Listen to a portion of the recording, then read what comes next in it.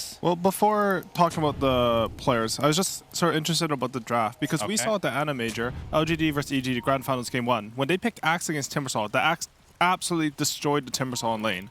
So I'm sort of surprised they didn't do that this game. Instead, they opt for a different mid hero. I expected this Morphling to go mid. I think it's pretty good versus Magnus. And then you have the Axe carry versus Timbersaw. I think that's what an LGD would have done. But NIGMA, they have a different idea.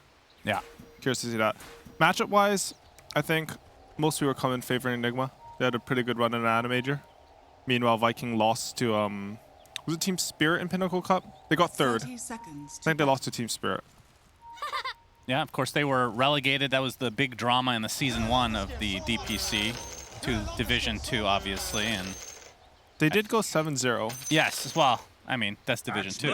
It is Division 2, and they did look a bit shaky in some of their games. I don't think, like, the normal dominance you would expect out of the 2020 Viking. All right, well, the game is about to start here, and I mean, do you agree with the panels? We might have some action here. Mind Control linked up with GH. Shad really wants to get this early bounty rune, and Shad will get it. A little bit short on that lion stun. Yeah. So what was that you were asking me, though? Thank you. That's very courteous of you, Curtis. Really appreciate you looking out for me. But the cooldowns here, like the panel is kind of talking about the Chronosphere. You have the RP. You don't really have a ton to put in the Chronosphere.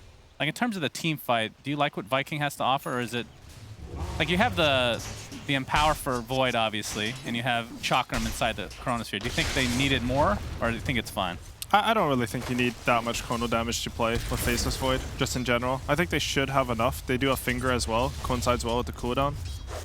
I don't think... If Timbersaw has a good lane, then the cooldowns don't matter. But if Timbersaw manages to get pressured, we saw the Major a couple times where, like, I think Ame on Faceless... Oh my god, Kezu, all right. Beast. We see you. Nice Timber Chain. ILTW gets dropped. I won't, but I want to tip Kezu there because that was a pretty sick play from him. Yeah, if observers could tip, that would be... I think that could be a thing that the Battle Pass maybe unlocks, right? Look at this. Nice stun from Armis, and they set this up. I mean, you always have to be careful. Just perfect. He had stick, but he wasn't expecting that pure damage coming out of Kezu. Yeah. It's a very underrated nuke. 60 mana for 100 damage. He just spammed that level 1. Got a kill on the Morphling. Yeah, that's not something you see every day, though. More importantly than even just a kill, which, I mean, it is important. They get lane control now because as Morphling was dead, he couldn't control the lane at all. Now they have it in front of the tower, and they're going to be able to pressure. This 5 Brewmaster is very greedy. It's not a strong laner at all. If Timbersaw has a good lane, then when your cooldowns are down, he can sort of push lanes and pressure anywhere on the map, and he can like bring all the attention to him. So even though you have this Chronosphere RP cooldown, he can make up for that time. And you have in the mid lane, we haven't really talked yet about it, Miracle on the puck versus Boom's Magnus. How do you like this matchup, hero versus hero, not including the players themselves? I'm not going to lie. My worst matchups are definitely in mid lane because I don't play that much mid. In my head, I think both of them should farm. Puck should eventually out-harass Magnus, but then Magnus goes to the jungle and slightly out-farms Puck. Right. Okay. And then it's on like who has the better rotations with a little bit of Puck favor. Right. All right, well, so far, pretty even overall. Boom has a little bit of a CS advantage right now. Morphling has 2 CS. 2. Yeah, I mean, that first blood definitely hurt. There's no doubt about it. He's going to be left alone now to try to get some last hits under the tier 1 tower. I mean, in terms of, like, how big of an advantage does that give you dying at level 1? I mean, Morphling's the type of hero that he's really weak to level 1 and 2. When he gets level 3, he gets significantly stronger. When he gets level 5, he becomes a beast in lane. So anything you can do to sort of mess with the equilibrium, because he is a 280 MS hero, is very high value. Well, GH getting harassed here a bit by Celery. I believe he picked up a Ring of Health from the secret shop, so... I wonder if they watched Miracle's Puck at the Animator, because he never takes Fascia. Every game I saw him, he went 4-4-0. So he is quite gankable. If he wastes Orb to get a CS, they come behind him with some Lions, secure him to tower, he can definitely die. And the reason I'm talking about this is because Timbersaw, it looks like his start is good enough that they're going to be to leave him pretty early. Okay, yeah, that could have a pretty big impact on the game, right? I mean, right now, in terms of the top lane, Mind Control is just doing axe things. Just cutting this wave to some degree. He's going to get harassed here. Curse of Avernus is there, but Sully just doesn't really have any damage to deal at this stage. I mean, Mind Control already has that Ring of Health, like we talked about. It was passed over by GH. You can see GH, he's even dewarding his Ancient Camp right now because he understands he's going to be freed up. Really cool, like, Sentry from Viking. I don't think they expected this one on NIGMA. They do get it. Armis getting chased by Kuro. So you're saying the position, I mean, obviously this is true, but the position 5 Brewmaster, pretty greedy, but how does it fit in once you get past the laning stage? I mean, basically, your idea with this hero is you're suffering a bit in the lane, but you're supposed to give great team fight. They're going on Salary here, so nice blocks from GH.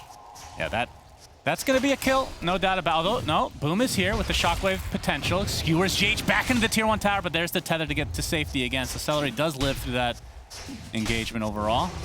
And now back to farming we go.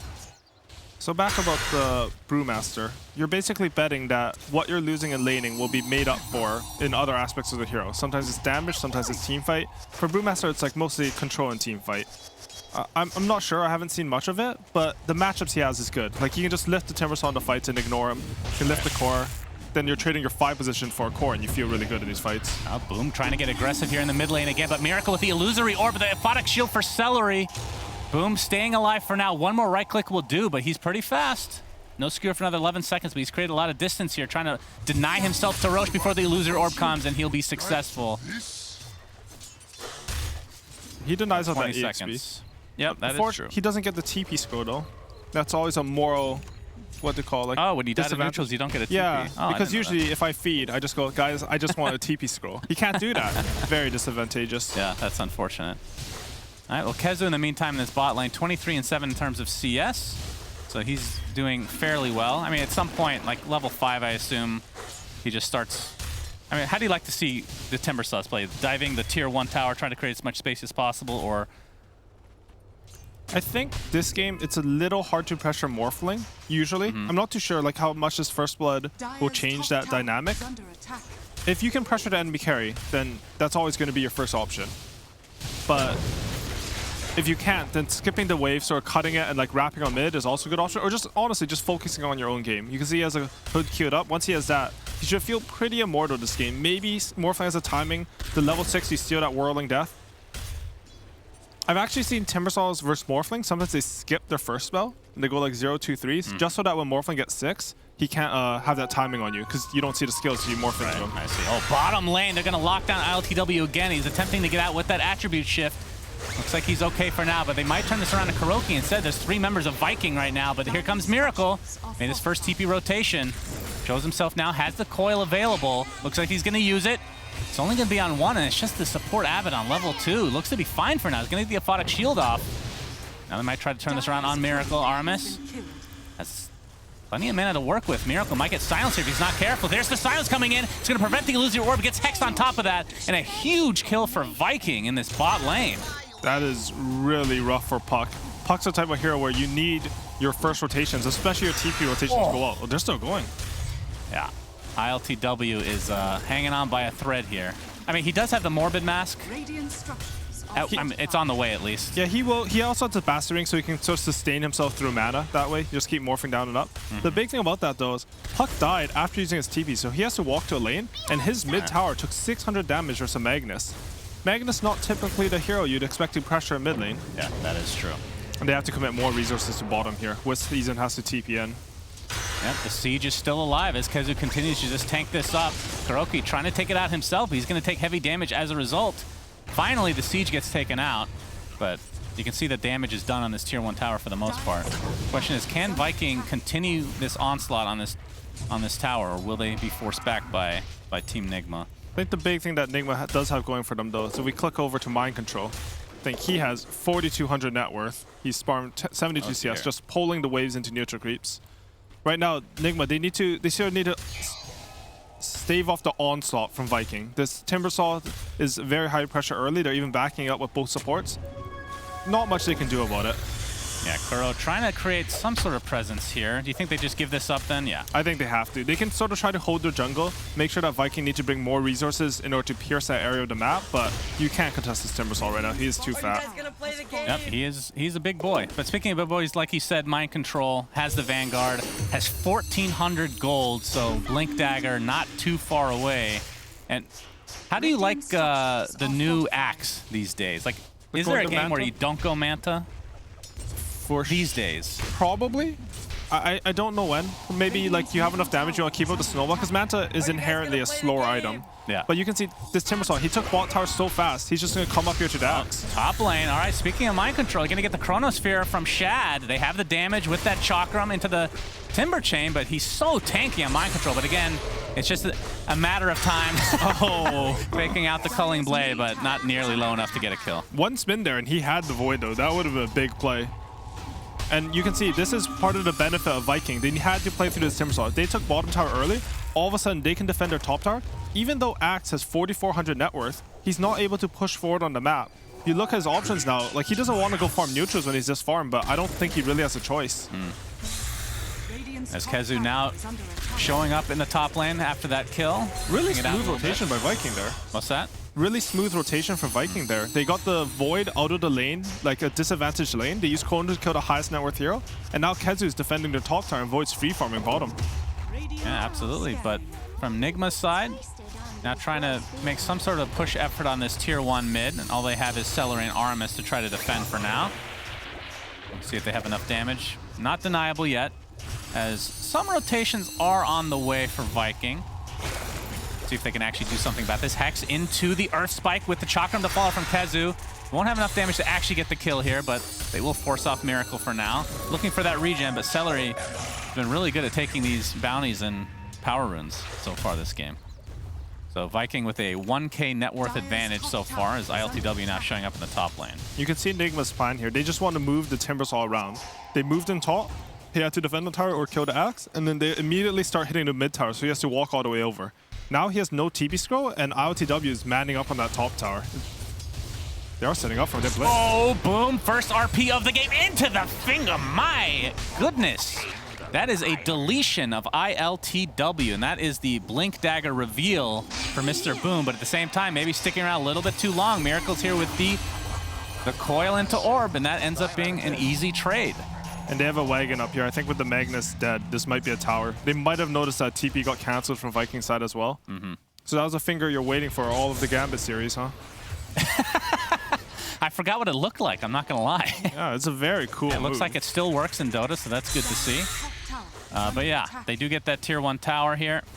And Blink Dagger was picked up by Mind Control.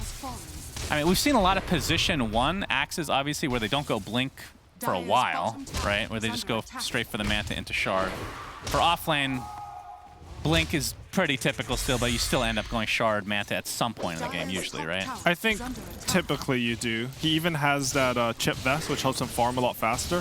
I think it's sort of your responsibility as an offlaner. If you're having a good game, you have to get an item that can change the status quo of the game. Blink Dagger is usually that item. I think we'll see... I mean, NIGMA should smoke here, in my opinion. They have Coil in 17, so maybe they'll wait for that. But they have that Brewmaster ulti. They have the Blink Dagger. They should try to get mid-tower and force a big team fight here. Yeah, and meanwhile, Shad was taking out some stacks in the triangle for Viking. He has... I mean, he had Empower, he has Maelstrom right now, and I mean, anytime you're at this state of the game is we're going to see initiation from Mind Control. So Blink Dagger has been revealed, and it was, I mean, just on Celery, so no surprise factor coming out for NIGMA now. But, he did show it on the ward, but that felt like a very, like, lazy blink, right? Like, normally if you get blink, you think, I have a timing, I'm stronger than them, we can force something. I don't know if the info is just that they don't want to take a fight with it, but in my head it doesn't feel right. Like, they have no RP, they have no finger. You should want to do something with the timing. Yeah, and then from perspective of Viking, Shad is top net worth as a faceless void. That's pretty I terrifying. feel like, I mean, maybe I watch too much NA Dota, Curtis, but I feel like faceless void is this hero that does not get off to a good start a lot of the time. So the fact that he is on top right now is a good sign for Viking. Pause coming out just to give some time to talk. They really like us. They want to hear us. That's right. Of course, I've been watching a lot of Envy, so maybe I'm a little biased on the Faceless Void I think games. Faceless Void, I mean, he's a strong laner, so he should have an okay start. But when he goes to the jungle, he just hits creeps one by one very slowly. Yeah. Doesn't have any skills that really help him farm. This game, there's an Empower, right? So as soon as you get those stacks, suddenly a weak... Like, Void, his skill set's really strong. I think his first 2 skills, Time Walk and Time Dilation, they could basically be considered ultimates on other heroes. Boom! Boom! Ah, that felt good. That always feels good. You should make a voice pack. Thank you. Just a sound pack. I can make a lot of money off of that. You would make a lot of money. No doubt. If Valve would actually accept all the voice lines, I'd make even more. But, you know, that's another story. No, I mean more for like the heroes. Oh, for the like not even like voice lines. You know, I just actually submitted effects. my voice for Pit Lord before he was in the game. Like I sent an email to, literally sent an email to Ice Frog, and I can't do the voice anymore. I actually tried it the other day. It was really bad, but I, you know, submitted some voice lines. I'm like, I would like to do Pit Lord because he wasn't called Underlord at that point, and they replied with a very nice email saying, we only work with voice actors that are part of like the voice acting union. It's basically a way to say you suck at this. That's We're pretty not reasonable. interested. That's very nice of them because I think they don't respond. if they didn't have that excuse, you would have gone to something a lot meaner back. Yeah, that's true. That's true. That's always good to see. But yeah, good start for Viking so far. I mean, at what point does, I mean, we talked about the Blink Dagger on Mind Control. Does, I feel like they need to maybe get a little bit more active, or you think they're fine right now? I think they need to get active. I feel like usually when you have a Morphling, you have sort of the late game advantage. But if you look at this game, I think Lion and Void specifically are really good versus him. And it's hard to shotgun support Abaddon. So like one of your offensive options as a carry Morphling is lower. Right. I don't feel like Viking should feel they're on a timer. And if the status quo continues, like if they, as long as they just keep using their spells while cooldown, they should feel very comfortable this game.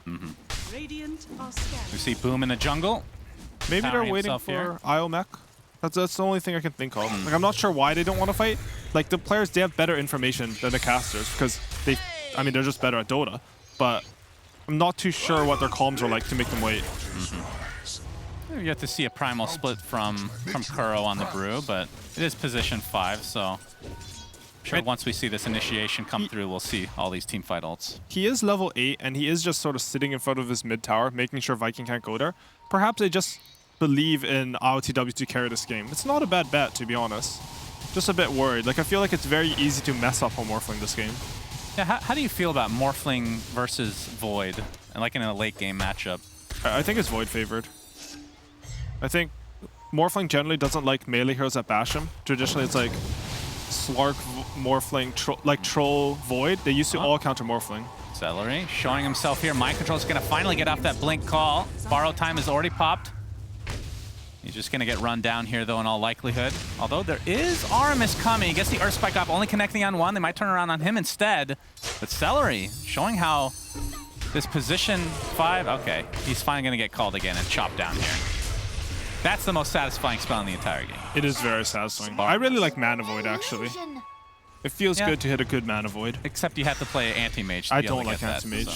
So Lion's actually only 100 gold for his 50 gold for his Blink Dagger now. Really? He's very fast. Aramis. That's crazy. I think Celery actually didn't know that Abaddon ulti could not remove the Axe Call because he instantly popped it there at the Secret Shot. Even if you use it, you're still called. Yeah.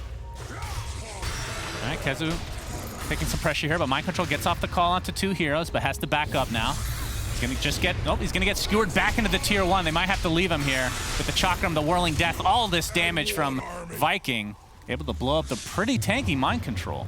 They do use the solo chrono on Io. Io still has mech up and is over half HP, so that was a little bit optimistic.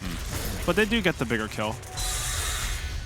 I think sometimes in those types of team fights where they get really staggered, your comms can get really chaotic. Like maybe Void thought he had a finger there just to finish off the eye or something, but they're focused on the axe. Right.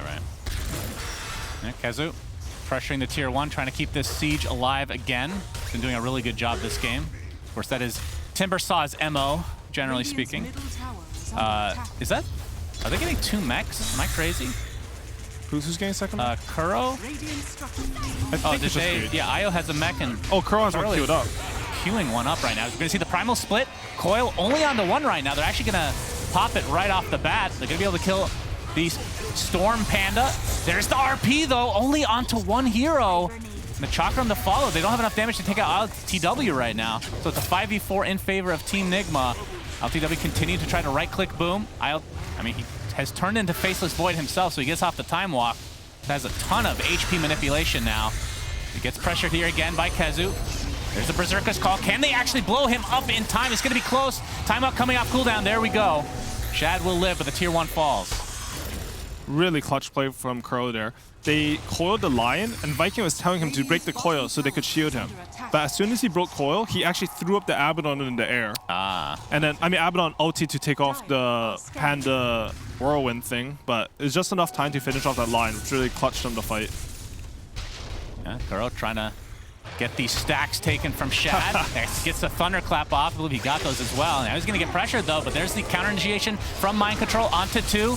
Bodic Shield applied to Shad now, but they're just going to turn this around. Looks like Kuroki is the first to fall in this engagement. It'll be a 1-for-1 to start. And now we have the relocate coming for GH, so Miracle will be out of here. Mind Control, able to blink out in time. He is going for that Manta style. I think he's identified that they need more carries this game than just the Morphling. If Morphling has to solo carry this game, he's going to get Hex, he's going to get Chrono, RP'd, everything's going to go on him. And, I mean, you can save him with Isle, but it's very scary, right? Like, they have a lot of damage coming out for Viking eventually. Right, and he's kind of off to a mediocre start at best. Yeah, I would agree with that. Normally, you don't see Morphling bottom of the 6 cores in the game. He's a very fast farming hero, very stable at farming. Very true. And now the Armis has that Blink Dagger. ILTW has to be careful with the low HP manipulation here. He's going for... Here's the Dragonlance going for Manta now. In terms of net worth, though, still pretty freaking even overall. And then from Vikings' perspective, Shad has the casual Sage going for Scotty next. What do you want him to upgrade this Sage into? I think he has the SMY on Courier. Or does he have SMY? Yeah, he has the SMY on Courier. I think that's correct. The stats resistance versus Axe is the only thing that really helps versus Call. Not even Aeon just takes it off, for example, or this Abaddon Shield. And eventually, I mean, I think Scotty, this is a really good Scotty game, but eventually you're going to want some sort of lifesteal, and SMY amplifies that. Yeah. They are just doing Roshan, though. This is very cool. Yeah, Mind Control and company. Yeah, they got the Illusion Rune on Axe, which does quite a bit of damage to Roshan, even without the shard, just through getting hit and spinning. Yeah. It's already at half HP, and you can see on the mini-map that Viking are not even remotely aware of this, so it looks like it's going to be a freebie for Team NIGMA. A really good ward from Kuroki in the enemy jungle, just setting up any vision so that they know if Viking are coming. Yeah, and there we go. ILTW takes that Aegis. Do you agree with that choice over Miracle? Yeah, I feel like Miracle, he should play for the outplay this game. Like, feel like he won't die because he's just going to be phase shifted and moving around the fight. And he's getting Aeon Disc, apparently. Yeah, third item. Good choice. They have Mind FRP. I was talking to Lacoste about this. How do you think that that item is going to get nerfed? What would you do? I think it just needs a cost increase. He said Maybe the vulnerability a bit shorter. Honestly, that item, I think it's gone a bit overrated. Like in EG's last series with LGD, when they had it on Fear and Storm, like it was just straight bad. They should have had BKBs. So like it is a strong item, but you can't over-index on it. It doesn't do any damage. Right. We have a smoke here from Team NIGMA on to 4 heroes. But we can see that it's mostly for warding purposes, as they're not really going to find anybody, at least not yet. And as we can see, the mech. So yeah, Kuro, oh, we're going to have the initiation. Mind Control jumps in. Kuro is there. Shad is just going to pop his ult and TP out, but the coil will stop him in his place. So they're going to expend that for the support kill. And a chop down as well from Mind Control. I feel like Celery's pretty happy with that. The coil is the only thing that will really kill this Void. I mean, maybe like if they perfectly time all their souls with all their heroes there. But I don't think Call Silence is generally going to be enough. So he buys his carry like 80 seconds of free farm. Right. So it looks like Team NIGMA did have a conversation about the double mech, Curtis. That's good. So Kuro will, or he has a 4-staff now instead.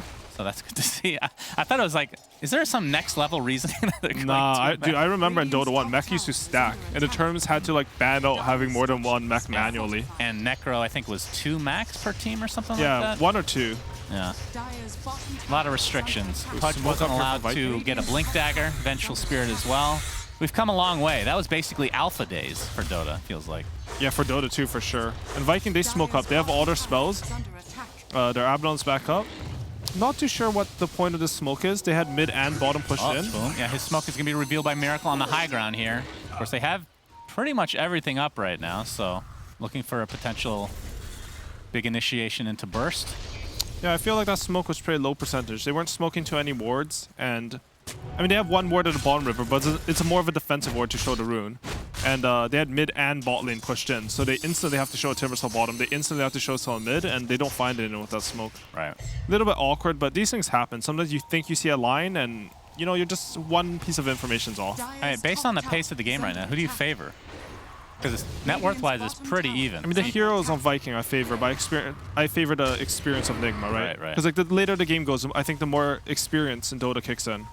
I would say the heroes on Viking are way easier to play at this point, though. You're gonna need to have some great relocate saves. The thing is, like, would you trust GH to get a clutch relocate save when he's done it literally 50 times in higher pressure situations? Right. This is actually kind of cool. Kuroki has a shard queued up. That gives the Void Bruling that has like the disarm. Okay. So the Ultra Micro coming in from Kuro. Of course, he's very poor, so Aghanim Scepter would be amazing with a double charge, but... I have never seen the shard. Yeah, it's very rare. So we'll be interested to see how well it works. I mean, if he gets that off on Void, obviously that's going to be pretty freaking powerful. It's Miracle looking to set up here as the tier 2 is there, but only coil onto 1 as Mind Control gets the initiation and the chop down onto Aramis. And with that, we'll see if Viking tries to back out. Kezu completely surrounded, but the Timber Chain is there. Shad looking for the initiation. Chronosphere onto 3, but there's the relocate while he was chronoed. Nicely done overall, but that's going to be the Aegis down. You can see GH TPing back to the tier 2 tower, which was not taken out. Mind Control now. Gets the call off only onto 1. Now the waveform, but there is the big RP onto 2. Can they save ILTW? Gets off that Manta Style, but boom, again, the skewer back into enemy lines. Celery finally gets the borrow time off as ILTW continue to get right-click, but do they have the damage is the question. Shad needs to look for this potential kill. The Timber Chain is there. Now the waveform into TP. He needs the bash, but he's not going to get it. But in the end, Vikings still get 3 kills. Very nicely done from them. It's amazing to take a team fight. Even though Lion gets taken out, right before he dies, he drops his high ground ward. It gives him vision of all of NIGMA's heroes, and it gives him freedom to play the fight. I think a little bit over-aggressive by Shad. I think he maybe could have helped his backline with that morphling a bit, but they end up executing really well and winning that fight. Yeah, I feel like they were very patient with their spells as well. I did not know you could relocate during Chronosphere. Well, yeah, he relocated, tethered, and then got stunned, and then he still went out. No, I thought it stopped it. It definitely used to stop it, or I swear it did. I could be wrong. I don't play much IO. But maybe they changed it. Mechanics have changed like 1,000 times over. People that have been in the scene for a long time. Our brains don't like work. You and me, it's just, you have to guess at a certain point. Yeah. Time is money. Also, the tooltips don't say, so... Because we don't deserve it. We're scummy Dota players. The tooltips can be a bit frustrating at times, I won't lie. But, oh, we see a shard on GH. So the tether stunning, the old... That's interesting. Imba tether is back. Well, you have to break it though, right? Oh no, it's just when they touch it. Sorry, I'm completely wrong here. This is something you don't see very often. This shard is underrated. It has to be underrated. Like 10% extra move speed just to move around the map on IO has to be good. Yeah. And you can double stun people, right? Because it's just when they touch it, so you just cancel and redo it. So it could be a 3.5 second stun. They lack some lockdown for the Void. I was saying they need a coil. Maybe they don't know. Nope, Celery popping this smoke. He's going to be the one they initiate on again, and I feel like this is exactly what he wants. Gets off the borrowed time. Keeping out, again. But there's the coil. I feel like this... Are we watching a replay right now? He's just doing his job very well. I've done this before, Curtis, at the Major. I cast a replay, just double checking that this was... it was real life. All right, real life, thank God. Not a fantasy. All right, thank Gaben.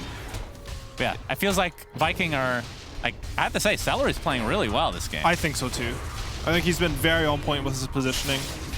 He's like, he's dancing that line, you know, it's support Abaddon. You can't play too far forward because then they just pop your ulti for free. But you need to make them think they can go on you, and you need to block all the smokes, and he's done that very well. All right, well, Mind Control is 100 away from finishing the shard for himself. Oh, that's a big courier snipe. They sniped Kezu's Shivas. Oh, that was the Mystic Staff, yeah. So 3 minutes with no Shivas. No Shivas versus IO and Morphling. So they do have a bit of a timing here. They're down 3k, but that effectively makes them 4k stronger. I'm going to give the plate a little bit of value. Okay, fair enough, fair enough. And Mind Control, once that shard comes, he's going to feel he just buys it now. So the aggro counter helix, as it were, is now online. Well, on the way at least. All 3 cores from Viking are above NIGMA's, but I think with the Shivas down and with this Manta pickup, they do have damage to win these fights. They can definitely clutch it out. They have a silence to like stop the Abaddon from saving from you know, this double IO spell, tether spell. Boom and company are smoked up right now. Looking for an initiation. They'll find Mind Control. And he is totally surrounded and bursted down. Another charge on that Finger of Death. It's Viking again, showing the initiative here. Yeah, they had that good ward set up. The NIGMA D wards barely missed it. And See this smoke, they smoke to their ward. It feels a lot better. If you just smoke into an aggressive area, you need any advantage you can get. Last time it felt a bit like they didn't have any purpose. This one, easy ward, easy kill on the axe, and now, you know, NIGMA, they don't have the mountain timing anymore. Yeah, of course, NIGMA were in the wild cards for the major and played extremely well throughout the tournament. Reload. As we're going to see, RP is going to connect. It's going to be onto 3, but the Aeon Disc does pop for Miracle, which provides him the hard dispel, but GH gets completely blown up. It will be a trade for the Lion, but it looks like everybody else for NIGMA will be able to retreat in time. That was some sick timing coming out from Boom. It results in a 1-to-1, but only because Miracle's Aeon Disc barely procced before Lion got off that Impale. Right. That would have been a 3-man Impale, and very likely Io and the Morphling dying there. Yeah, so that's a pretty big cooldown overall, as we can see the RP fake there from Boom, but there's the Aeon Disc being procced. And yeah, that, you can see why Miracle picked it up so early, and so many players picking that item up early. Miracle is just being such a nuisance on the map. Even when his Aeon Disc is down, he's just cutting waves beside the Viking base. Yeah, we saw, who was that at the major that was really good? It was Toronto Tokyo was going ham. Yeah, he went travels on puck and split push every wave, every game. Yeah, he was doing pretty a really well good for job. As Kuro is 50 gold away from the Shard I'm excited. AUI. I am too. The little purple. I've actually never seen this thing Really? used. Yeah. I've seen it once, I think. Does it do damage, or is it just a slow and disarm? Because the tooltip says no damage. Well, what do you mean? Oh, the actual spell itself. Yeah. Yeah, I don't think it does damage, but I could be wrong. It I is a feel like- tooltip, so Yeah, we don't Anything. deserve to know what our spells do. you have to buy it to find out. That's the way it happens. Oh, Chad, the Chronosphere onto 1. It's going to be GH taking a tumble. Perhaps looking for ILTW as well, but he was just outside of range, so they have to be happy with that. 40 seconds, no GH. If Io didn't have the shard, he would have caught Morphling in that, because he barely walked out. You get the 10% move speed. Like, they saw him clipped on the ward, right? So, like, in your head, you're trying to calculate where they'll be, and he's just off because of the extra move speed. All right, well, they're going to use this opportunity to try to go for Roche. Of course, it's just an IO. They're going to scan, does Team NIGMA, so they know this is the second Roche, of course. They have So the there is a ward, shard available. and Io has no buyback. That is true. 10 seconds. Shiva's finally delivered to Kezu. My God, ILTW has to be careful. They're going to turn this around with the Finger of Death. They take out Kuroki. Oh, inside the pit, though, the snatch from Shad. So Team NIGMA get the actual Roche kill. Okay, well, that's some XP, some gold. Now, who got the cheese and the shard is the question. Looks like the shard did go to Shad, so he's going to have the reverse time walk. Did they get the cheese as well there? Magnus has a cheese on him. Yeah, so they get everything other than the kill on Roche, which That's unfortunate. doesn't really matter that much, right? Yeah, I mean, it used to matter a lot back when it was like 1,000 EXP and 200 each for the kill, but it's not, the kill is much less than the map control and team fight you'll get from the items now. Do you agree with Shad taking the shard? Yeah, I don't know, have we had the conversation about the reverse time walk? I think You it's like it? amazing. You get the 400 range, which is great. Yeah. And then tell me about the reverse time walk aspect to it. Like, what do you like about it? There's, I mean, it just lets you. The range is more important. Oh, you're gonna have to hold those horses, young man, or we're gonna have to relocate. Okay, you can start talking again. Oh, wait. They're gonna set up for Oh this. yeah, they're going back in. Shad gets the time dilation off onto GH. There's the RP. It's only onto the Morphling, who'd already popped his attribute shift. They're gonna try to get GH. They'll do so successfully. Of course, the relocate not the greatest. Is now ILTW getting pressured into the trees. He goes. He's gonna get skewered back out. Another time dilation to follow. Do they have the damage to finish him off? It looks like the answer to that is yes. Double kill for Shad. In the meantime, Mind Control dies in the mid lane, and now Kuro getting chased by Kezu, who has a shard of his own, so he's breathing fire. Kezu's build this game is so good. He's just completely destroying this game. And with No one that can touch Chakram him. into the Whirling Death. 4 dead, and Viking lose nobody. But Miracle again, pushing out these lanes, trying to be the nuisance that you were talking about. They do have Wagon on bottom, so Puck cannot push that out. What were we talking about before that big fight happens where Viking just obliterated NIGMA? Was it the Shad Oh, the shard. shard? Yeah, the Shad shard. I think it's really good. I mean, you can sort of fake Chronos. You can like force out BKBs with it. It's impossible to catch him. Eventually you'll get Aghanim's. But most importantly, I think the 400 range just lets you play Dota like a normal hero. Right. You used to have to go Blink Dagger on Faceless Void before talents were added. And once talents got added, you could just take the range. But then they moved it from a talent to the shard. So now you need a shard eventually. Yeah, I think the 400 range is pretty freaking huge for sure. I think shards in general, giving them to your cores, just sort of multiplying the net worth on your 1 position and 2 position is Right. generally like the correct path to take. I think if it's like somewhat close in power spike is like Yeah, if exactly. If there's a support that is like way better though, I feel like you probably give it to. It's just like supports, you don't have that many items to buy and you have a lot of gold dispatch, so eventually you'll get your shard. Like you But could argue Aramis's shard was like really good value this game to pick up. Aramis is shard? Yeah, the Oh, the mana lion drain one? BKB. I don't think it's that good this game. Really? I think it's a bit overrated. It's really strong. It's one of the best shards, but I feel like people just rush it. Like this game, I like his items a lot more. I don't think the shard does anything from here. He doesn't want to stand still in these fights in mana drain. Fair enough. And GH with that Ghost Scepter, gonna be forced out as Shad jumping in. He actually wants to get this kill. Looks like he'll be successful with the Chronosphere. It's gonna connect on the mind control as well, who's just trying to help out his little buddy. Seller is there. Don't think they're gonna be able to follow this up though, but they do get the kill onto GH. 40 seconds on the deck. It does have buyback though. That was fancy footwork there. That was a shard. He jumped back true. offensively. Yeah, you never know if he's gonna jump back or not. The mind games are real. But look Shad. at that. Free courier jumps back. All right, that worked out pretty well. I like it. Having more options in Dota is good, right? Like just in general. So if you can do something, it gives you an option to outplay them or more tools. And Viking able to get that tier 3 tower, looking for the melee racks here. I don't know how they're supposed to kill this Faceless Void. He had Skadi and he went for the lifesteal on Satanic, as I said, and he's a beast. Yeah, anytime, even if you get the silence now, you just dispel it with Satanic. Yeah, that's a good point. I One of forgot the how best broken that changes. was. Yeah, that item is redonkulous now. Absolutely. Well, he's going to jump in, but they know he doesn't have Chronosphere. They're not going to be too scared. Doesn't have Agnum Scepter either, so you're not going to get that bash. As we can see, top lane getting a little bit pressured right now by the illusions of ILTW. But look at Midrax. Oh, the The stun! The GA shard turning out to be pretty value there at least, but we're going to see on the other side here. Looking for Miracle. Oh, he might be in some trouble. Gets the coil out, but the Finger of Death blows him up. 70 seconds of no Miracle. And Shad just continuing to go ham here. He's going to get Berserker call, but he is more than healthy. Still has the Aegis intact. This is going to be a second Rax for Viking. You do have ILTW. He's pushing pretty fast top with that Butterfly and IO relocating even. Yep, that's true. We're going to see the Skewer here onto Mind Control. See if they can finish him off as well. Basically in enemy territory right now. You can see ILTW getting some help from GH in the meantime. But Mind Control easily going to get right-click down right now by Boom. Shockwave finishes him off. So double racks for Viking. You can see the Aegis was finally expired here. And all NIGMA could get was that tier 3 tower top. Did a little bit of damage to the melee, but that's about it. Chronosphere back up at 35 seconds. Remember, no puck for quite a while now. As there's the RP into the skewer onto 2 heroes, and GH is dead again. Does have buyback, though. Double kill for Boom. RP actually still down. ILTW has that BKB, but he's just going to get bashed down into oblivion. GG is called, and Viking take a sliver of... I feel like they were up by just a bit, like 1K, 2K, but they're able to just amplify that into an absolute stomp towards the end.